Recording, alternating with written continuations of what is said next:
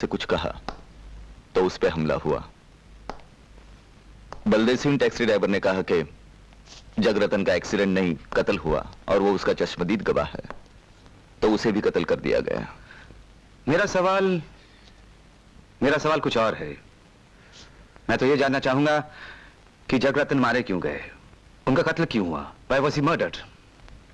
इस वक्त तो हम सब गहरे अंधेरे में हैं और रोशनी की बस एक ही किरण है, शबनम। सारे सवालों का जवाब उसी के पास है। इसका मतलब यह हुआ कि जब तक शबनम होश में नहीं आती उसका जिंदा रहना बहुत जरूरी है।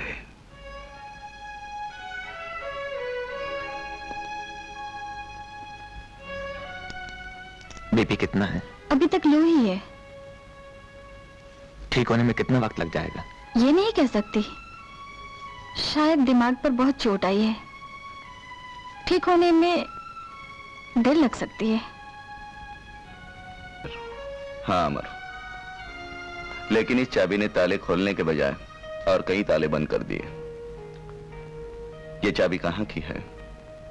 इसके पीछे क्या राज है? जगरतन के मौत के साथ इसका क्या ताल्लुक है? ये सब सवाल बेजवाब रह गए। ये चाबी सवाल है, ये चाबी जवाब है। आप इस चाबी को पहचानती? देखो तो, घर के तो किसी ताले की नहीं है। ऊपर ऑफिस में जाकर देखो। मैं देख के आता हूं। चलो सुषमा, हुक्म कीजिए। अरे भाई, वो कुंजी सरकार को दे दो, इसी में तुम्हारी भलाई है। कुंजी? कौन सी कुंजी?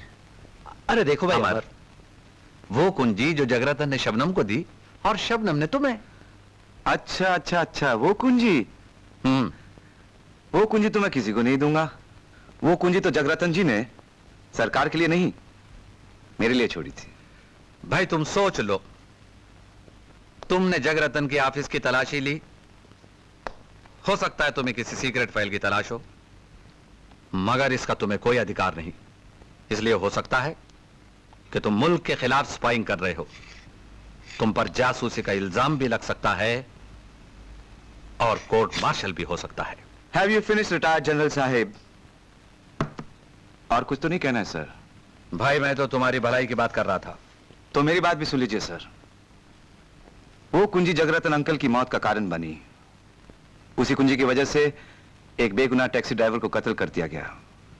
उसी कुंजी की वजह से शबनम पर 2 बार कातिलाना हमले भी हुए। और उसी कुंजी की वजह से अब आप मुझे हमदर्दी में लपेट कर धमकी दे रहे हैं, यानी कि वो कुंजी बहुत कीमती है। तो फिर कीमत ले लो। 10 लाख है, 7 तरक्की का वादा, साल भर में लेफ्टिनेंट कर्नल बन जाओगे। मैं मर सकता हूं रिटायर्ड जनरल साहब, मगर बिक नहीं सकता। अगर सिपाही बिकने लगे तो इस देश को भगवान भी नहीं बचा सकता। आई एम सॉरी टू से सो। आप तशरीफ ले जा सकते हैं। Please get out.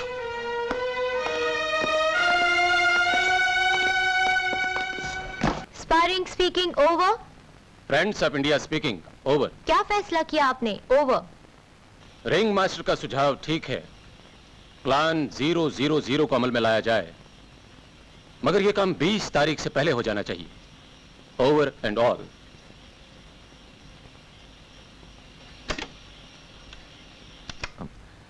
कर्नल साहब, ये सब क्या चक्कर है? यही तो जानने के लिए हमने अमर को वहां भेजा है। खतरा कुछ ज्यादा है क्या? हो सकता है। आप तशरीफ रखिए अमर साहब। Thank you.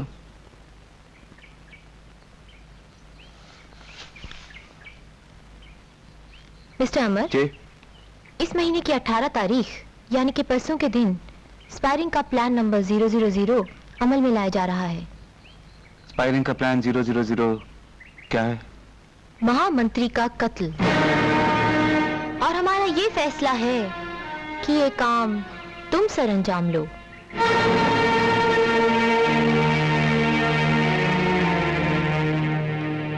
हाथ पांव फूल गए क्या? हाथ पांव क्यों फूलने लगे? मैं तो कभी भी किसी को भी मार सकता हूँ। लेकिन एक बात है अंकल, हमारे महामंत्री बहुत लोकप्रिय आदमी हैं।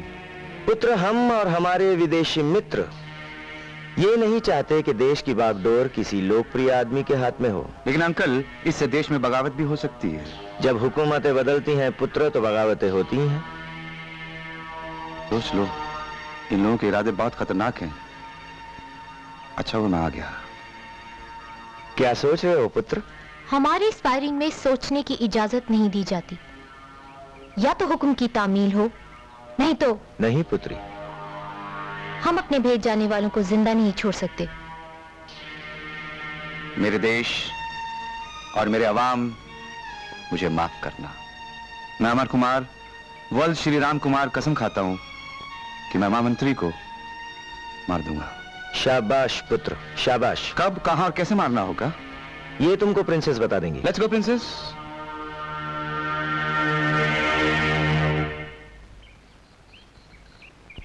कल शाम ज़ैनडू के प्रेसिडेंट हिंदुस्तान तशरीफ लाएंगे। महामंत्री उनका स्वागत करेंगे। एयरपोर्ट से वो सीधा इंडिया आर्ट सेंटर आएंगे, जहां पर विदेशी मेहमान आर्ट सेंटर का उद्घाटन करेंगे। इस मौके पर गवर्नमेंट ने मुझे एक डांस प्रोग्राम करने के लिए कहा है, और इसका फायदा उठाते हुए हम महामंत्री की हत्या कर सकते हैं। ये रहा थिएटर का मॉडल, ये रहा आर्ट सेंटर जिसका उद्घाटन होने वाला है। इस बॉक्स में महामंत्री, विदेशी मित्र और देशबंधु मोहनलाल बैठेंगे। इस बॉक्स की बिल्कुल दूसरी ओर, इस बॉक्स में तुम बैठोगे अमर।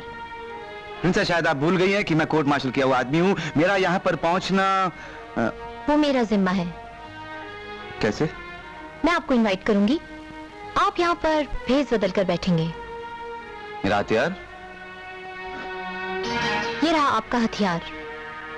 साइलेंसर भी लगा हुआ है। That's nice. जरा गौर से देखिए, हर बॉक्स के पीछे एक पर्दा लगा हुआ है, और इस पर्दे के पीछे छिपकर आप वार करेंगे। इशारा क्या होगा? डांस जब क्लाइमैक्स पर पहुंचेगा तो ऑर्केस्ट्रा का एक बैंग होगा, और ये होगा तुम्हारा इशारा। अगर निशाना चुक गया तो? हो सकता है निशाना चुक जाए तो दयाल तुम्हें कत्ल कर देगा। ओ, वैसे ऑडियंस में हमारे आदमी होंगे जो तुम्हें कवर करेंगे। बाय चांस अगर सब कुछ फेल हो गया तो मेरे ये खंजर चल जाएंगे। यूं कैसा लगा हमारा प्लान? ब्यूटीफुल, बहुत अच्छा, फैंटास्टिक। चलिए मैं आपका कमरा दिखा दूं। हाँ चलिए, पिस्टल ले लीजिए। आइए, ये रहा आपका कमरा, आराम फरमाइए। Thank you.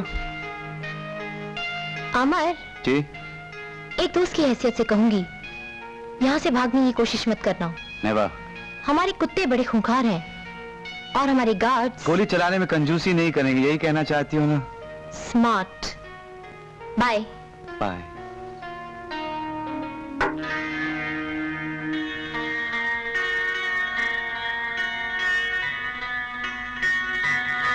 क्या करूं, क्या ना करूं, समझ में नहीं आता। ज़ैदी साहब तक पहुंचना बहुत जरूरी है, ना किया तो गजब हो जाएगा, सब बर्बाद हो जाएगा। मुझे जाना ही होगा। I must go, I have to go.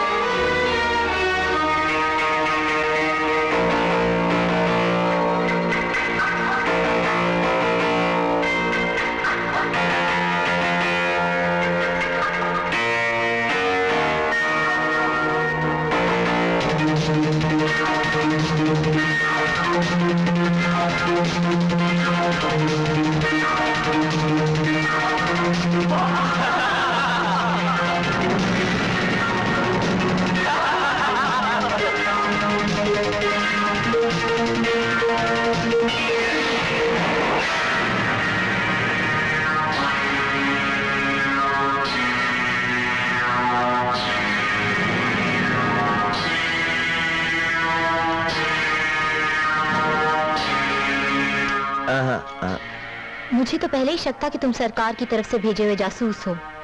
मुझे तुमसे इस बेवकूफी की उम्मीद नहीं थी पुत्र। मुझे भी आपसे इस बेवकूफी की उम्मीद नहीं थी अंकल, कि आप देशभक्त रामकुमार के बेटे को गद्दार बनाने की कोशिश करेंगे। दयाल, पुत्र को अंदर ले जाओ।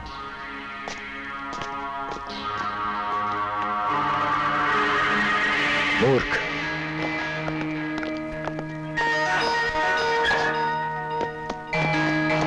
दयाल, ताला लगा दो।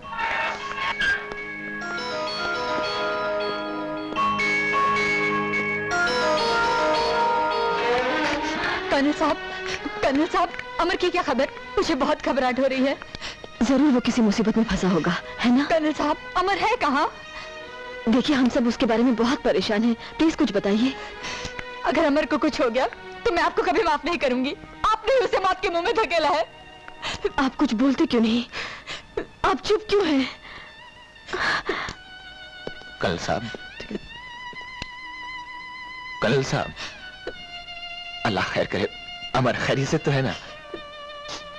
जिस रास्ते पे अमर चल रहा है उसमें खतरा तो लाजमी है, लेकिन इस वक्त वो कहाँ है, क्या कर रहा है, मुझे भी नहीं मालूम। मैं तो बस आप लोगों की तरह दुआ कर सकता हूँ कि वो सलामत लौटा है। कर्नल साहब, आपके पास सबूत है। मैं आपसे फिर कहता हूं कि आप उस स्पायरिंग को गिरफ्तार करें। और अमर को मर जाने दूं? नहीं,